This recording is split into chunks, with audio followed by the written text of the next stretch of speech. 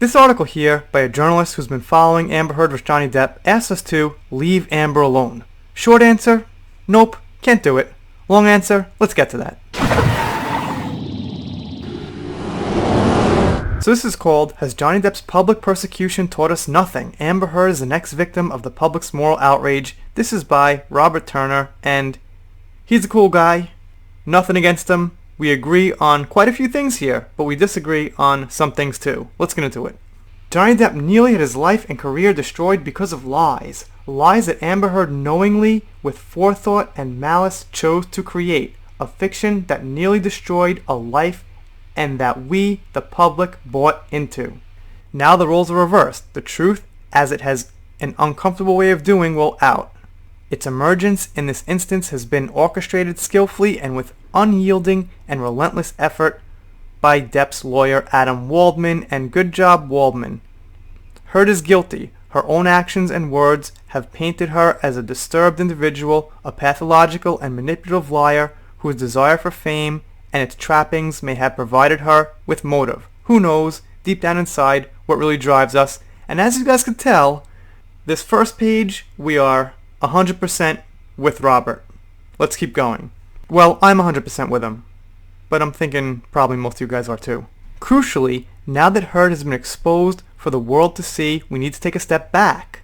Allow the wheels of justice to run their course. If not, then we've learned nothing and continue to perpetrate the disgusting and morally reprehensible actions of those that condemned Johnny Depp. Now here's the huge problem with this.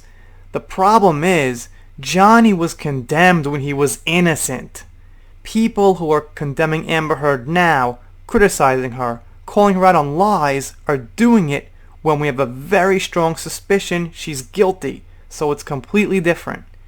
If we do not take a step back now, then it is no longer about seeking justice. Then it becomes about shaming, about joining the throng of village idiots and picking up a stone to pelt the harlot. There is safety in numbers, and it takes a willful act of courage and principle to step back to drop the stone and move on.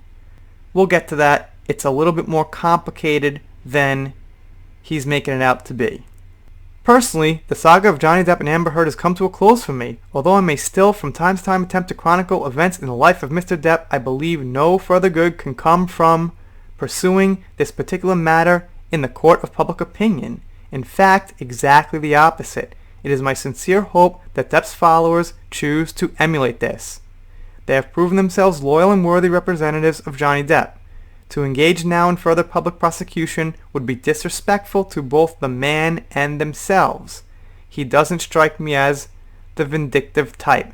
He doesn't strike me as the vindictive type either, but he's obviously taken it this far. He cares this much about it, so I think he's making an exception in this case in his life. And if it wasn't so serious, if it didn't have the consequences it did, he probably would let it go. He does seem like the type of guy who would let most things go.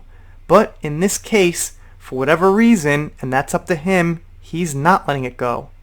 The Depp heads, as his supporters are popularly known, are better than this. I know many personally and have developed friendships with some over the course of the last few months. They are better than their enemies, and now, as a final act of humanity and support for Depp, it is my hope they choose to exercise restraint. Their efforts to secure justice and expose the truth have been heroic, and they have done both Depp and themselves proud. Now it is time to celebrate his future and allow the past to die a well-deserved death, not just yet. Of course, look, as I said, Robert Turner is on the side of Johnny Depp. Let's make no mistake. But the thing is, this is not actually about Johnny Depp and Amber Heard as much as it is about a historical case, a historical moment, okay? Kind of like Roe versus Wade. This will be a case to be remembered, and it got bigger than Depp and Heard as people. In the same way, a musician's music can get bigger than that actual person. In the same way, somebody's character in a movie can become larger than an actual person becomes.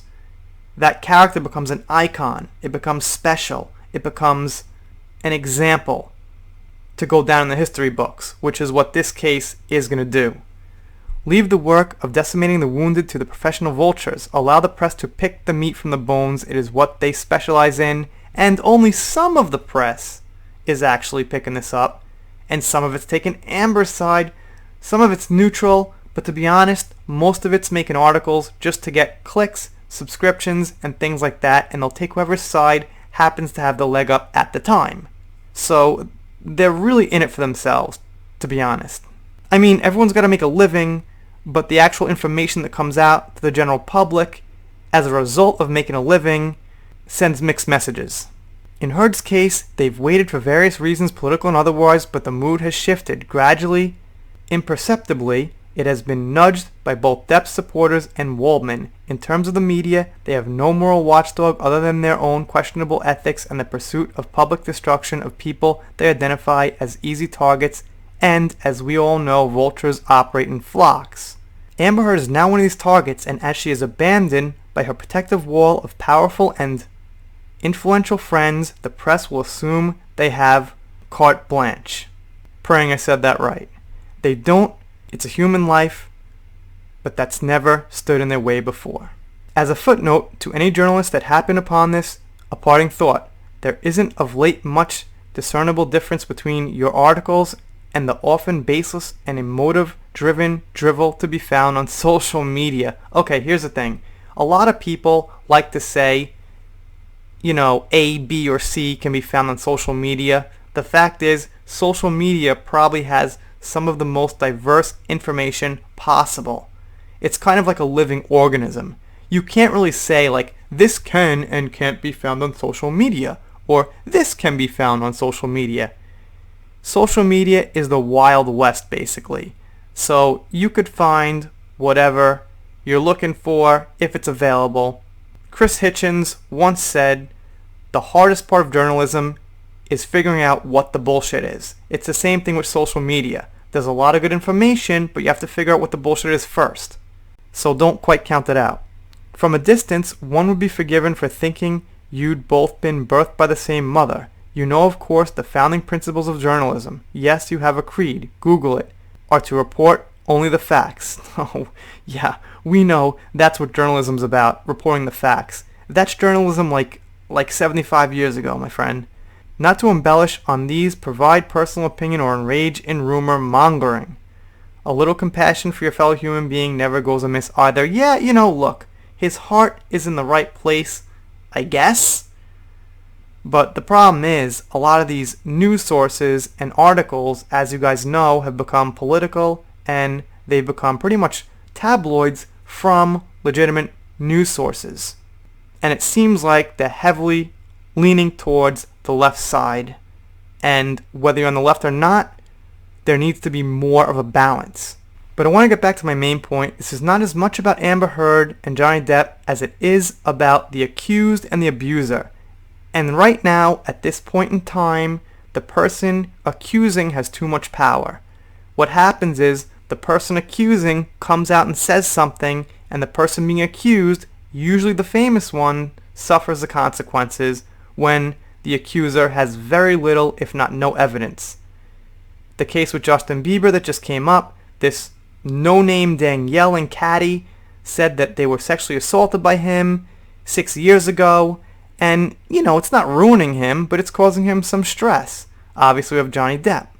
And we've got a long list of people being accused that haven't quite been proved guilty yet. It's a catch-22, because obviously, if it did happen, that needs to be punished. But unfortunately, on somebody's word alone, we can't ruin people's careers. And Amber Heard losing this case will be a step in the right direction towards giving a little bit more power to the person being accused. Anyway, you guys let me know what you think down below. Doing shoutouts, special thanks, things like that.